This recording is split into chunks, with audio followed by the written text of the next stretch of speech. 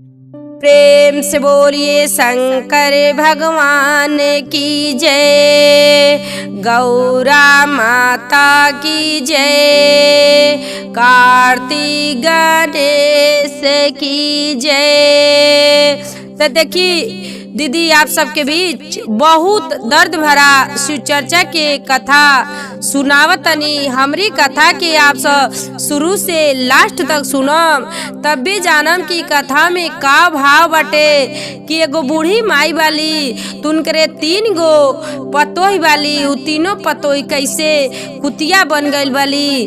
ताप सब हमरे कथा के दीदी शुरू से लास्ट तक सुनम, तब भी जानम कि तीनों जानी कैसे लोग कुतिया बन गइल बा लोग। ताप सब हमरे कथा के सुनी। कभी दीदी देखी कथा सुनल जाला तो आधा अधूरा ना सुनल जाला, पूरा कथा सुनले से ज्ञान मिलेला।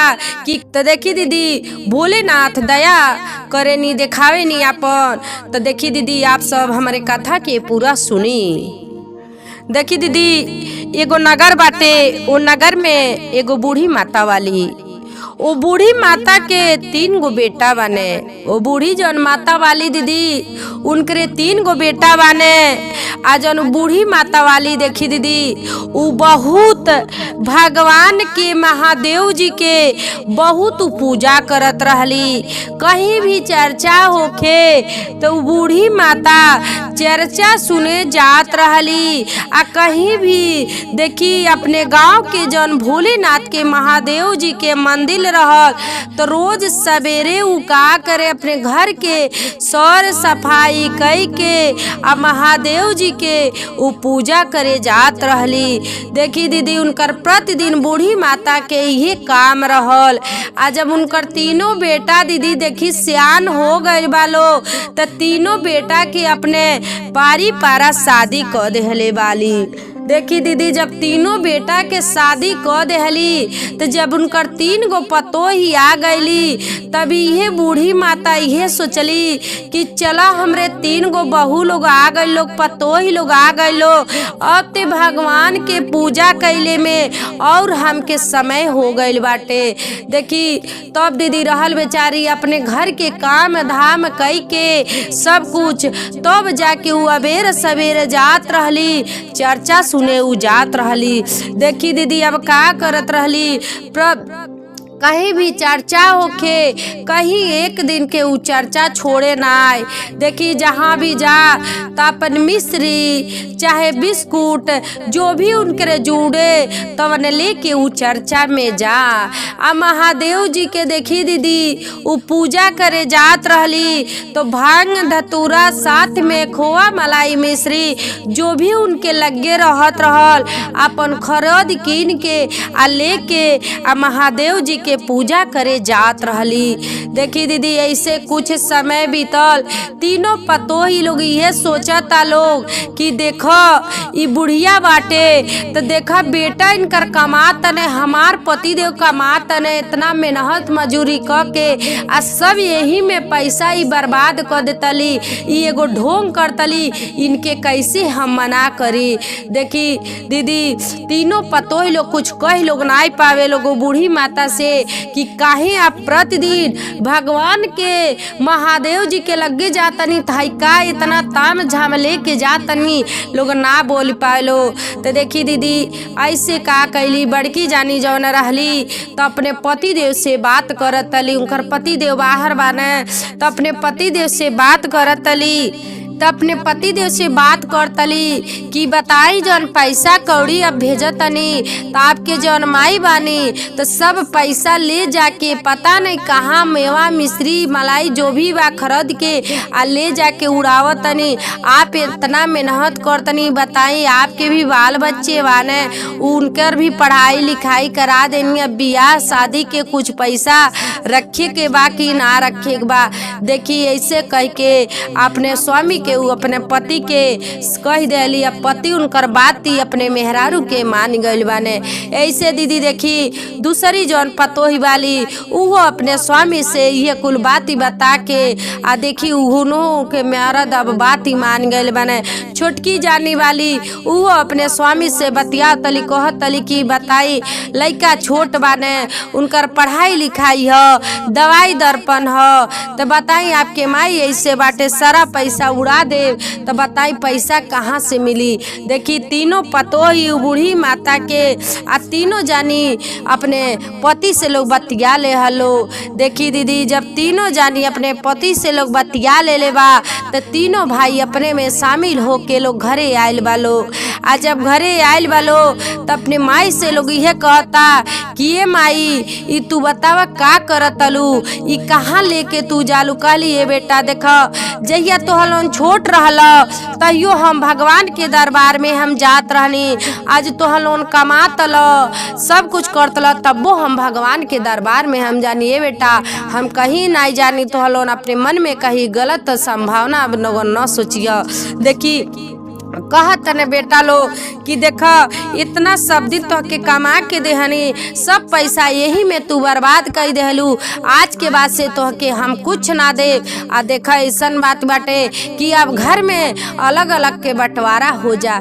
देखी अब बूढ़ी माता जौन वाली अपने विचार में सोचिल के लगली रोए कि देखा आजू भगवान के हम महादेव जी के पूजा करत रहनी, तीहे कहत रहनी हमार 3 गो बेटा वाने, हमार पतोही वालो सही सलामत रहे लोग, हमार नाती बा लोग उ लोग सही रहे लो।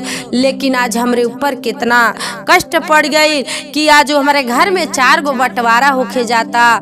देखी दीदी गईली महादेव जी के लगे, उनकर देखी अब स्वामी जी मर गए लहने। तो देखी जब महादेव जी के लगे उ फूल पाती लेके जो भी बाजा तली उ पूजा करे तो देखी वही जाऊ रोवतली। तो देखी रोवतली कैसे का कहतली, हे शिव गुरु रौर पे देहनी ध्यानमा, आजू घर में मचल तबाही होना। हे शिव गुरु रौर पे देहनी ध्यानमा, आजू घर में मचल तबाही होना। आ 3 गो बेटुआ ये शिव गुरु आहम हूँ जन्मवनी। आ 3 गो बेटुआ ये शिव गुरु आहम जन्मवनी। 3 गो पतोइया घर में आईली ये शिव गुरु, आ घरवा तबैया ये शिव गुरु हमरे जो पड़ने।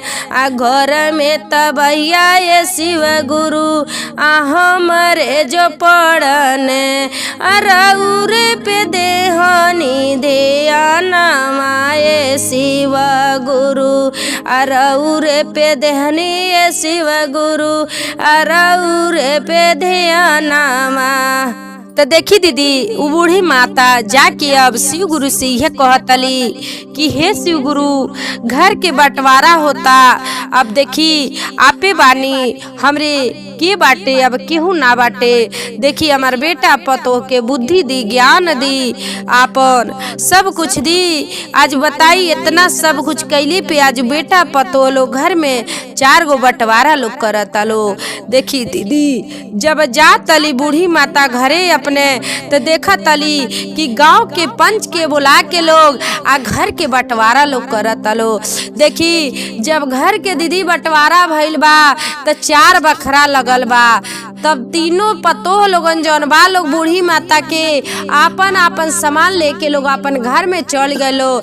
आ जन बूढ़ी माता वाली अपन सामान के लेके आ वही जा फुट फुट के रोत तली, कहत तली अभी हे कि हे भोलेनाथ अब हम कहाँ जाई, हमरे कुछ ना बाटे, अब हमके कुछ हमके समझ ना आवता। देखी दीदी ऐसे कहतली तब बूढ़ी माता वही जा अपन कपारे पे हाथ धके लगली रोए अपन सामान लेके। तो देखी वही जा महादेव जी अब एगो साधु के वेश में आके आ देखी बूढ़ी माई के लगे आके बैठ गइल बाने। आ बूढ़ी माता से ये कहतने कि देखो तू काहे रोवतलू, इतना तू रोवा ना, जौन तुहार भाई बाने तू हमके कहने हवे कि जाके हमार बहिन इतना दुख में बाली आ जाके हे साधु बाबा हमरे बहिन के थोड़ा मदद उदद कर दी। आई हई कह देव कि राउर भाई सब देले बाने, तुहार भाई सब देले बाने। देखी अब बूढ़ी माता के उस साधु बाबा लेके गई ने एगो खूब सुंदर के जौन खेते के जगह रहल वही में खूब सुंदर के कुटिया छावने आ कुटिया छा के आ वही में अपने उनके बूढ़ी माता के रखने कहने यही में तू रह आ जौन तुहरे घटी तौन तू हमके बता दिह आ सब कुछ के तुहार हम व्यवस्था कर दे। देखी दीदी उ कुटिया जौन मड़ई उ साधु बाबा छावनी उ के हुआ नाई रहल उ महादेव जी रहनी। अपने सेवक के कैसे उ रक्षा करतनी उ बूढ़ी माता के कैसे उ देखी कह जला दीदी जेकरे केहू ना बाटे ते के ऊपर वाला बाने। तो देखी उ पूजा पाठ कैली तो उनके के तर महादेव जी उनका रक्षा करतने सब उनके देखी उनके जौन कुटिया रहल जौन उनकर मड़ई रहल वो मड़ई में सब कुछ भरल बाटे। आपन महादेव जी के पूजा करे जातली आपन बहुत खुशी से आओ में रहतली। लेकिन महादेव जी के पूजा करे जातली तो महादेव जी से यह कहतली कि हमार 3 गो बेटा बाने पतोह वाली हमारे नाती बाने सबके ज्ञान दी आज सबके बुद्धि दी कि आज हमन में काहे ऐसन भइल बाटे।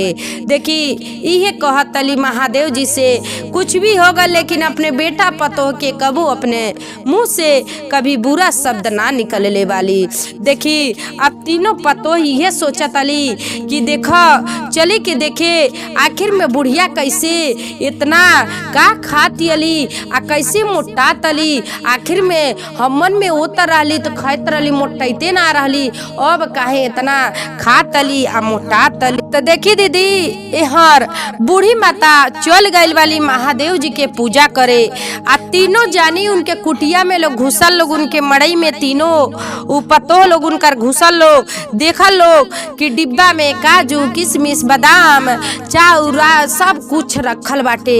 अभी सोचा तली सब तीनों जानी कि देखो हमार मर्द कमा के देहने आई बुढ़िया सब चुरा के रखले रहली आ सब जब चुरा के रखले रहली ताज किनारे भइल वाली तो कितना ऐसे खा तली आ मोटा तली। लेकिन देखी दीदी का कैले रहली कि उ जौन प्रसाद जौन सामान अपन धैले रहली काजू बादाम जो भी रखले रहली सब में तुलसी जी के पत्ता डाल के रखले रहली सब में तुलसी जी के पत्ता डाल के रखले रहली। लोग का कैले लोग कि तू सामान अब तीनों पतोइलो केहू काजू लेहल केहू किशमिश लेहल केहू बादाम लेहल सब केहू का कैलो बूढ़ी माई के डिब्बा लो में से उझूल लेहल लो अपने सास उनकर जो रहली वो उनके डिब्बा में से सारा लोग उझूल ले आलो आ उझूल के जब बाहरे आलो तो जौन तुलसी जी के दीदी पत्ता बाटे उ पत्ता के लोग का कैलो नारी रहल वही नारी में लोग फेंक देहलो जो नारी रहल वही नारी में लोग फेंक देलो आ फेंक के अपन आगे लोग बढ़लो। जब आगे लोग जाता लो तो देखी अब गोड़ बाटे हाथ बा उनका धीरे धीरे कुतिया के पैर में बदले लगल बाटे। देखी अब धीरे धीरे उ तीनों जानी लोग अपन घरे जात जात लो कुतिया तीनों जानी लोग बन गइल वालो। जब तीनों जानी लोग कुतिया बन गइलो तो देखी दीदी जब बूढ़ी माता आवत अली अपने कुटिया में तो देखत अली हमार सामान अनाई बाटे। देखी केहू आवता गाँव के लोग आवता कहता लोग ये कि ये बूढ़ी माता आप तो प्रसाद देत रहनी। देखी दीदी वो बूढ़ी माता जौन रहली तो प्रसाद देत रहली गाँव में केहू के तो सब केहू उनके हाथ से प्रसाद खा लेत रह लेकिन उनकर तीनों पतोह रहली उ लोग प्रसाद लोग ना लेत रहलो लेकिन प्रसाद के खात लोग ना रहलो प्रसाद फेंक देत रहलो। जब प्रसाद फेंक देत रहलो आ गाँव के जब उ लोग कुतिया बन गइल वालो तो गाँव के जात ने तो कहत ने कि देखबू चाची ऐसन बात बा तोहार 3 गो जौन पतोह वाली तीनों जानी लोग कुतिया बन गइल बालो आ तीनों तोहार बेटा लोग बहुत चिंता में विचित्र में लोग बहुत बाटे लोग चिंता में लोग रहता लोग। अब बूढ़ी माता जनली वाली तो जाके अपने पतोहन से देखत अली तो सही में हमार पतोह तीनों वाली उ लोग कुतिया बन गइल वालो। बेटा कहत ने ए माई बहुत बड़ा गलती भइल बा, अब से गलती ना होई कि देखा तू भगवान के महादेव जी के तू पूजा करत रहलू, तोहरे मन में तोहरे के हम बहुत गलत सोच के आज हम घर में 4 गो बंटवारा को ले बानी। ए माई अब से ऐसा गलती ना होई। देखी बूढ़ी माता महादेव जी के लगे जातली आ रोतली कहतली कि हे महादेव जी हमार 3 गो जन पतोह लोग बाटे लो, तीनों जाने के जैसे इंसान में लोग रह लो वैसे इंसान बना दी। हे महादेव जी अब जन गलती बा वो गलती के आप माफ कर दी, इंसान में बना दी। देखी इहे कह के महादेव जी के लगे से आ बूढ़ी माता अली अपने तीनों पतोहन के लगे, तीनों जानी कुतिया लोग बन गइल वालो, तीनों पतोहन के लगे अपने बैठली। तब तक देखी दीदी एगो साधु बाबा आई ने, एगो साधु बाबा आयल मने तो साधु बाबा कहत ने कि काहे तू रोतलू। कहली ए बाबा देखम हाई हमार 3 गो पतोह लोग हलो आ तीनों जानी लोग कुतिया बन गइल बा लोग, आ बड़ी दुख के बात ही बाटे। देखी साधु बाबा कहने जाए दो कुतिया लोग बन गइल बा लोग, तारे कुतिया नहीं लोग ये लोग काम कैले होइलो तेही से लोग कुतिया बनल बा लोग। कहली ए साधु बाबा सब केहू करेला जाए दी, कैले वालो गलती जौन कैले वालो वो गलती के महादेव जी माफ करी। देखी साधु बाबा कहने ठीक बाटे, आ का करे जाके नदी में ये तीनों जानी लोग नहा ले लो, आ तू जाके नदी में नहा लिह, आ नहा के कमंडल में पानी लेके अइह, आ कमंडल में पानी लेके अइह, आ पानी लेके आके आ का करिए 21 गो पंडित के खियाइह, 21 गो पंडित के खियाइया, आ 21 पंडित के जुट्ठा तीनों जानी लोग खाई लो त कुतिया लोग बालो त कुतिया से इंसान में लोग बदल जाइलो। देखी दीदी कुत्ती भैली चाहे पिल्ला बहने जो भी बहने सब केहू के जुट्ठा खाला तो 21 पंडित के लोग जुट्ठा तीनों जानी लो। देखी उ बाबा कहने महादेव जी साधु के वेश में आइल लानी, उ बतावनी तो लोन के खाए के गए लोग अपन नदी में लोग नहाई लो, आ नदी से आके नहा के आ कमंडल में पानी बूढ़ी माता ले आई लहली, आ 21 गो पंडित के खियौली, आ खिया के 21 पंडित के जुट्ठा तीनों जानी खाई लो। तो देखी आ कमंडल के जौन पानी रहल तू पानी तीनों जानी के ऊपर छिड़कली, जब छिड़क देहले वाली तो तीनों जानी इंसान में लोग बदल गए लो।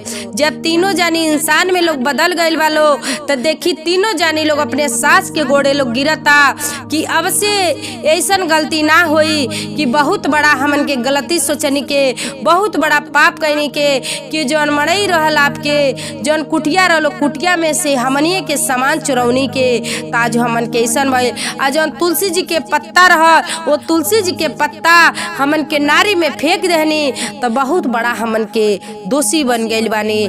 तो आज के बाद से ऐसन हमसे गलती ना हुई।